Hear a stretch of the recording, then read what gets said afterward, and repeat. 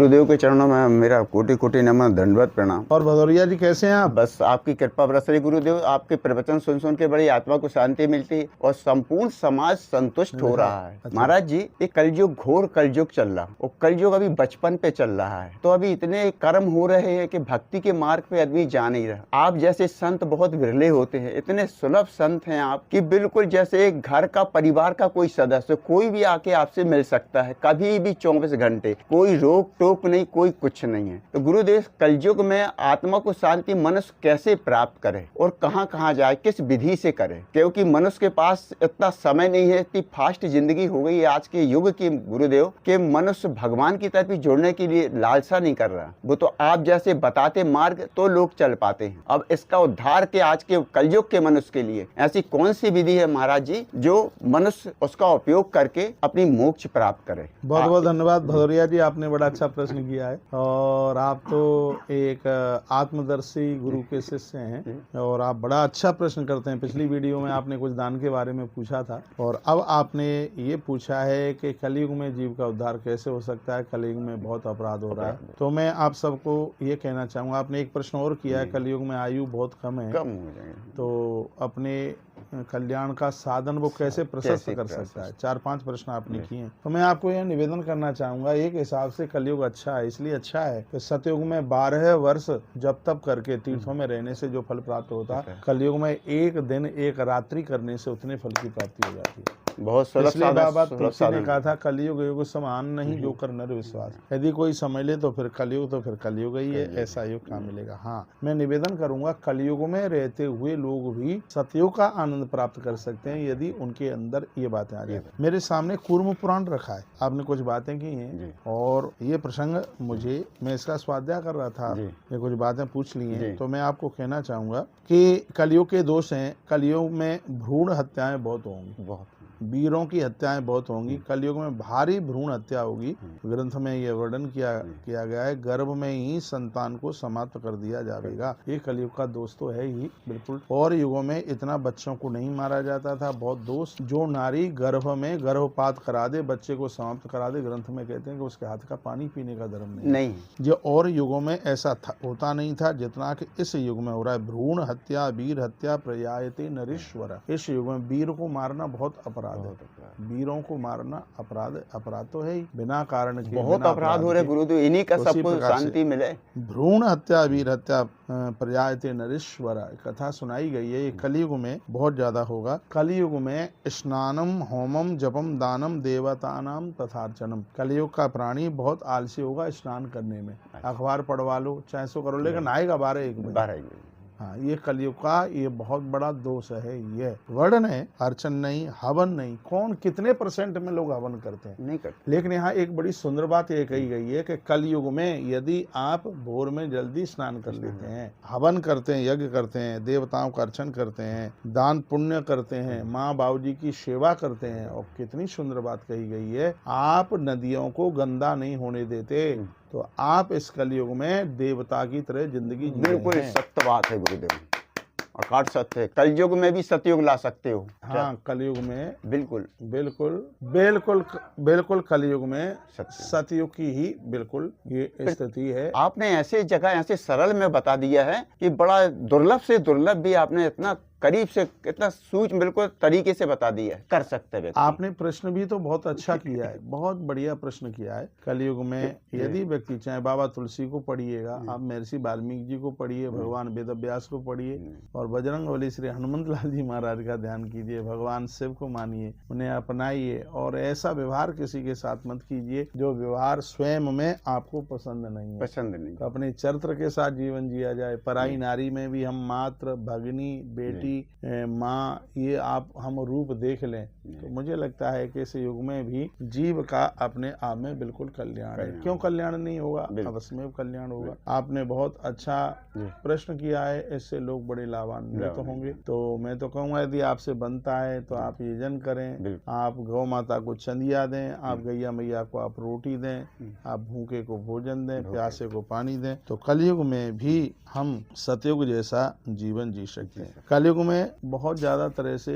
ये लोग कलयुग में दूषित लोगों का संग करेंगे, दूषित लोगों का साथ करेंगे, जिनका खान पान बिल्कुल ठीक नहीं है, ऐसे लोगों का साथ करेंगे उनके साथ। तथा न्यापीच कर्माणी न कुर्वन्ति दुजातया विनिंदति महादेवम ब्राह्मणान पुरुषोत्तम। कलयुग का आदमी ब्राह्मणों की निंदा करने वाला होगा, देवताओं की निंदा करने वाला होगा, बेटियों का धन खाने वाला होगा। और मैं निवेदन करना चाहूंगा, कलयुग में भी आप सतयुग का आनंद ले सकते हैं। कभी बेटियों का धन खाना नहीं है, दूसरों का पैसा खाना नहीं, ईमानदारी के साथ जीवन जीना है। तो आप देखिए, यह युग भी हमारे लिए बहुत आनंद कर देने वाला होगा। कलयुग का दोष है कि अन्न चौराहों पर बिकेगा, देवी देवताओं की बिक्रियां होंगी, और युगों में देवी देवताओं की बिक्री नहीं होती।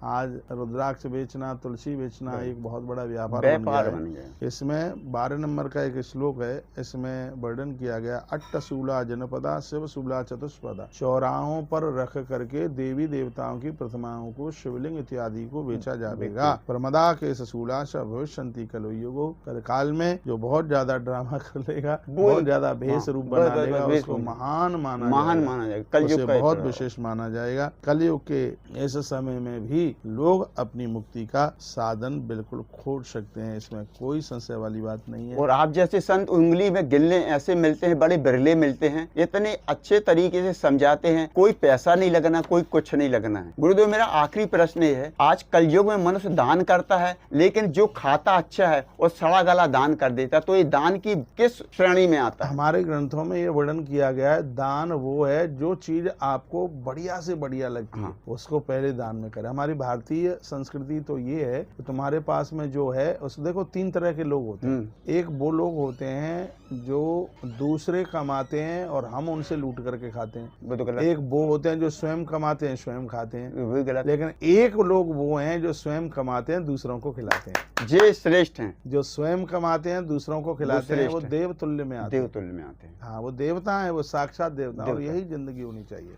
और आज वृक्षों की पूजा होती है, धरती माता की पूजा होती है, जल की पूजा होती है, क्योंकि इन सबका जीवन अपने लिए नहीं है, इन सबका जीवन परहित के लिए। परहित बस जिनके मन माही तिनकौ जग दुर्लभ कछु नाहि। तो आपके घर में रोटी भी बनती है, प्रसाद बनता है, तो बाहर आके देखिए कोई भूखा तो नहीं खा रहा है। आपके पास आपकी जरूरत से ज्यादा वस्त्र हैं, आप देखो कोई निर्वस्त्र जो वस्त्र पहने ही नहीं, उसके बाद व्यवस्था ही नहीं है, तो उनके लिए आप अवश्य में जरूर कुछ न कुछ कीजिए।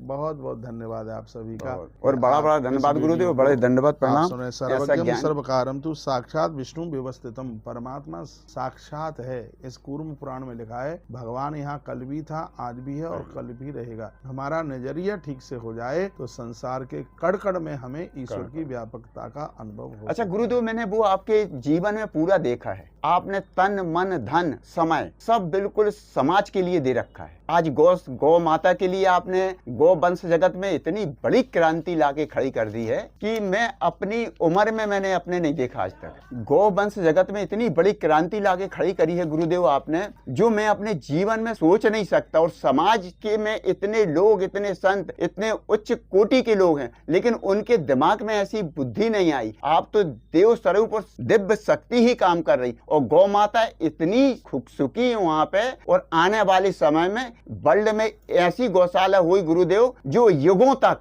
याद किया जाएगा, युगों तक। भदौरिया जी, हमारे ग्रंथों में जीवन जीने की कला का ही तो वर्णन किया गया है। जीवन किस तरीके से जिया जाए। मनुष्य जीवन तो यही है। दुर्लभो मानसो देवो देयनाम क्षणभंग हो रहा। पहले तो ये मनुष्य जीवन मिलना ही बड़ा मुश्किल है, और मिल भी गया है तो ये कब तक है ये भी नहीं कहा जा सकता। इसलिए छोटी सी जिंदगी है, इस छोटी सी जिंदगी को अच्छे कर्मों के साथ जी लिया जाए तो ज्यादा बढ़िया है। ग्रंथ कहते हैं धन्योषनुग्रहीतोष्मि त्वादृष्टोन्य न विद्यते। तो वही धन्य है इस धरती पर जिसने यह जीवन जी करके कुछ अच्छे काम किए। किसी कवि ने बड़ी अच्छी पंक्तियां लिखी हैं। सितारा टूट जाने पर अभी आकाश बाकी है। सितारा टूट जाने पर अभी आकाश बाकी है। कवि का बुझ चुका दीपक परंतु प्रकाश बाकी है।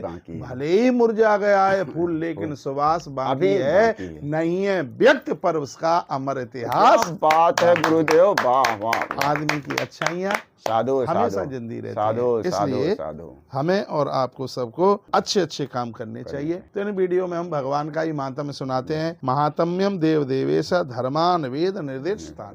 वेद कहते हैं कि भगवान की महिमा का गायन करो, महिमा परमात्मा की महिमा का गायन करो, लोगों को बताओ बताओ कि ईश्वर की कितनी बड़ी ताकत है, कितनी बड़ी ईश्वर की कितनी बड़ी शक्ति है। तो समझ लो फिर हमारा जीवन कृत ही कृत है। कृतार्थ कृतार्थ हो। भदौरिया जी बहुत बहुत धन्यवाद। आपको बड़ा इससे धन्यवाद, प्रणाम गुरुदेव। लोगों को बहुत आनंद होगा। और आपके ब्रजेश्वरम द्वारा समाज में पर्यावत्या इतना अच्छा सैन्यम उत्थान हो रहा है। शरणम शिवम। हे भगवान, हम आपकी शरण में आए हैं, आप सबका कल्याण सबका करें। कल्याण। आप सबका कल्याण करेंगे तो उस लिस्ट में हमारा भी मेरा नाम भी आ जाएगा। नाम आ जाएगा। इसलिए हम तो सर्वे भवन्तु सुखिनः सुखिनः सर्वे सर्वे सन्तु भवन्तु निरामया सर्वे सर्वे भद्राणि पश्यन्तु भद्राणि मां मां कश्चित् कश्चित् दुःख दुःख भाग् भवेत्।